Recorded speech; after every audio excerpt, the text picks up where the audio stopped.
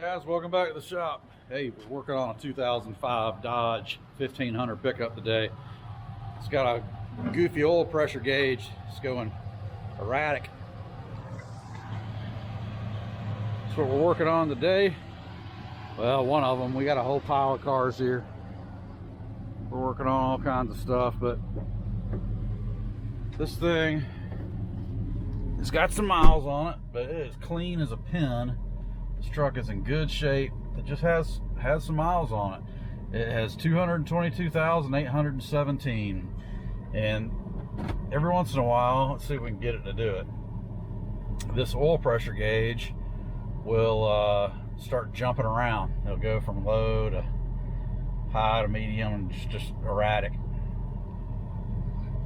It's starting to act up just a little bit right there. See, it's dropping from the middle. There it goes. Hey, whoa.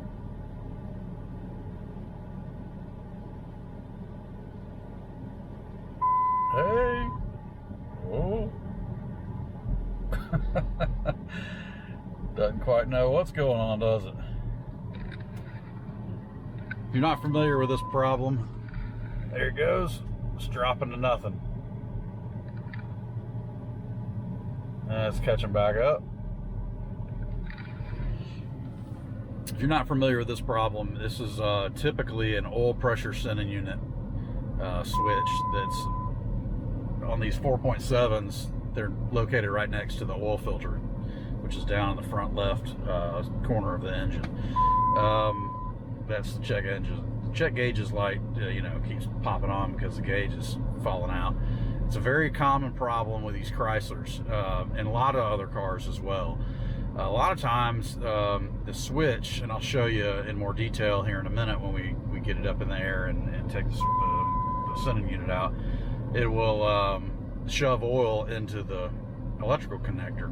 And when I was a Dodge dealer technician, Dodge Jeep Chrysler for many years, I don't know, from like 98 or 9 to 2000 and beginning of 2005. That's when I opened my shop. Not here, but I had a big commercial shop for years. Anyway, it's a common problem with these things. I don't hear any ticking, any valve train noise, nothing going on weird there. So we're gonna put it up in the air. I went ahead and ordered a switch. We're gonna put one in it and see. Now there is a gauge you can screw in and do a manual check. If you have a real suspicion that there's an engine problem, you can do that. If not, you can just put a $20 to $40 sending unit in it, and it'll usually go away. Now, I'm not saying 100% that that's what's going on, but that's typically what goes on with these engines and many other Chrysler engines, and many other GMs too. I mean, there's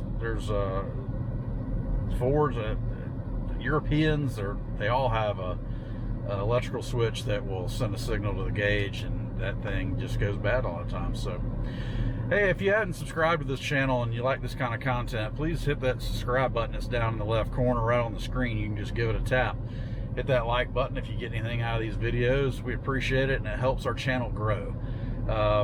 We appreciate you watching and sticking around and checking out other videos, and we're gonna pop this thing in the air now and see what's going on. All right. Okay, we're gonna slide up onto this Dodge. I've got a light set up on here. I got my headlamp on, and we're gonna look up under here and see what's going on. First thing I see a little drop of antifreeze right here. That's not a good sign. We weren't really looking for that, but here's your oil pressure sending unit. This is it right here. This red tab is a safety lock. You gotta push it in all the way in order to release the connector. A lot of times, see right there, see that oil inside that connector? You see that? That needs to be cleaned out real good. And every once in a while, it'll be so bad that it'll actually push it into the insulation of this wire, and you've got to cut the wire back and put a new connector on. I've not had to do that too many times. That was a fix at the dealer we had to do. But I want to screw that switch out of there, and we're going to talk about it a little more in depth. But yeah, that connector will actually get so full, and it'll pressurize that connector and push oil up into that connector. We're going to find out where that coolant leak's coming from too. These oil sending units have a special socket. I mean, I've had this one for, I don't know, probably 20, 30 years. I don't know, 25 years. So it's 1 1/16". This is a Mac. You probably get these at the auto parts store, I would imagine. It does take a special socket to get that oil pressure sensor out of there. All right, we're gonna get back in here and I'll show you.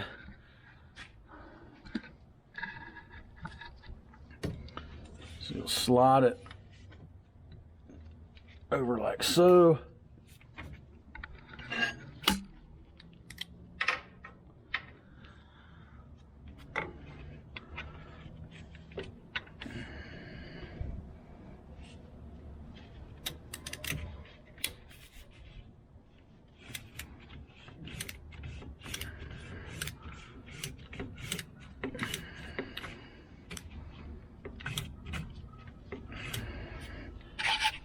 I'm gonna grab a catch pan because I'm probably gonna lose some oil here.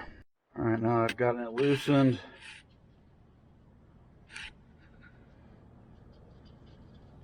Trying to show you the best I can here.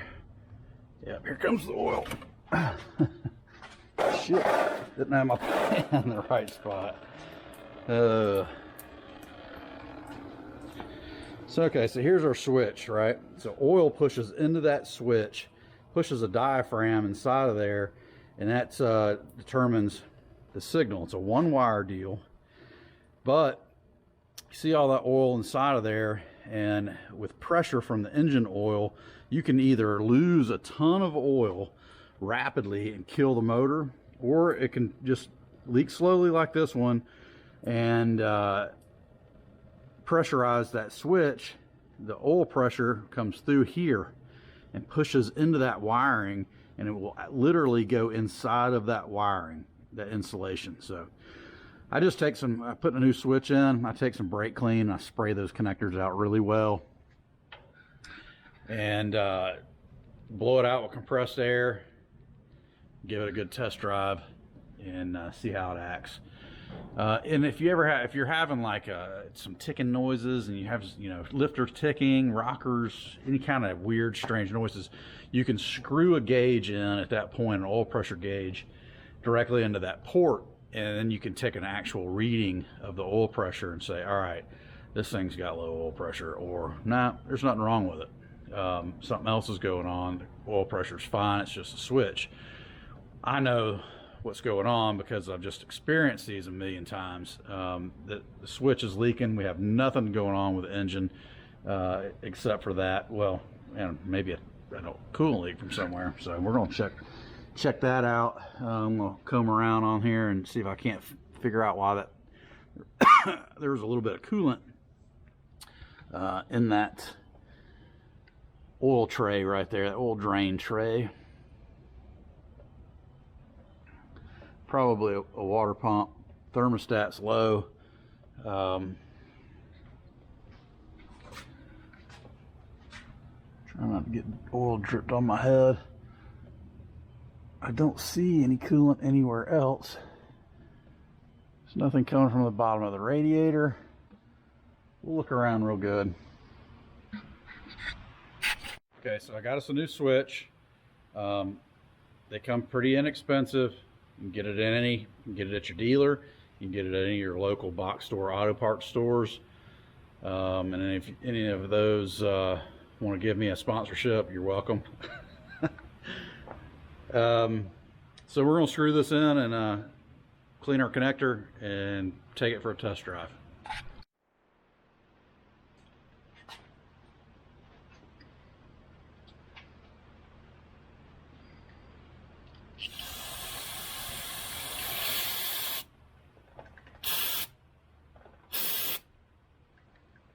I like to give it a couple bursts give it a chance to drain back out. Definitely not trying to push anything further up in there.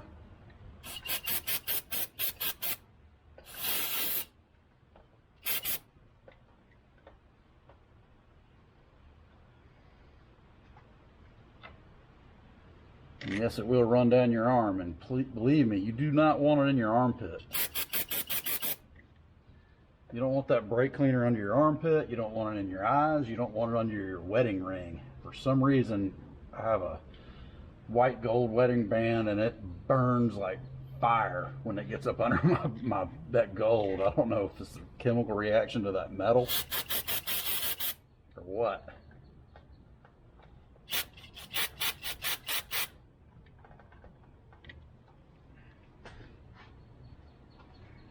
I'll take a little compressed air and just dry things up.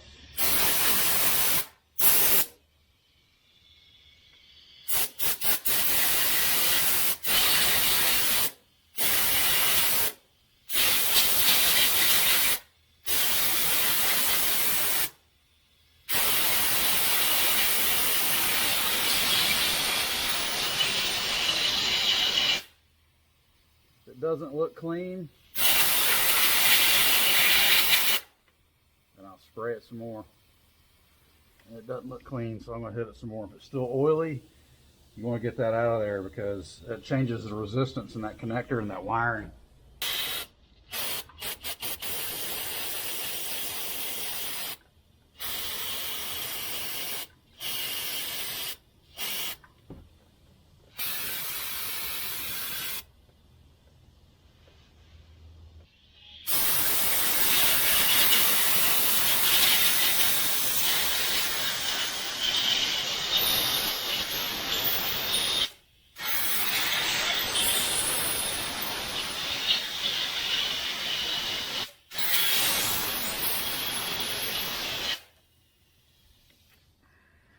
All right, we're back in the Dodge. Got the switch plugged back up. We're going to give it a test fire and see how she acts.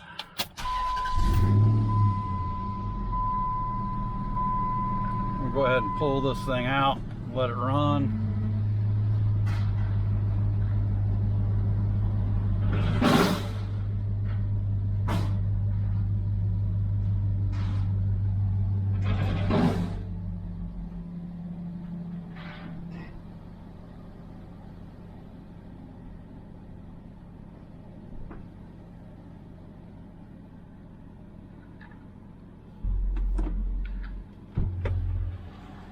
Oh, we got an Amazon package.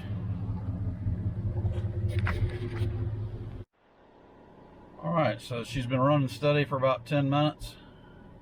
It's holding. I'm gonna go drive it and put some road miles on it, make sure everything looks good. All right, we're back from the test drive, and it is raining a little bit, and it's holding rock steady right there. So we're good to go. Fix that problem, and we'll address that coolant leak. I'm not sure where that's coming from yet. I haven't seen anything else.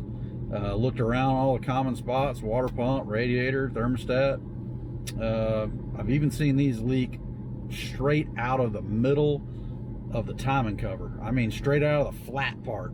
A pore. I saw a porous cast of aluminum just pop a pinhole out one time in one of these 4.7s and just leak straight out of the flat front surface. I mean, I'm not talking about at a gasket edge. I'm talking about straight out of the face of the plate. Just a little bad casting or something. I don't know what caused it. Coolant. Sometimes people mix green and red coolant together, and it causes acidic electrolysis and all kinds of crap going on the metals, and maybe that caused it. I don't know. That was years ago when I was running my shop full time to the public. Well, we're gonna wrap this one up. Appreciate you watching. Hope you learned something. Please give me a like if you have. Hit that subscribe button down in the corner if you haven't done that already. Help us grow. We're going to continue to build this channel and try to get bigger and better content created for you. So stick around, stay tuned. Thanks for watching. Peace.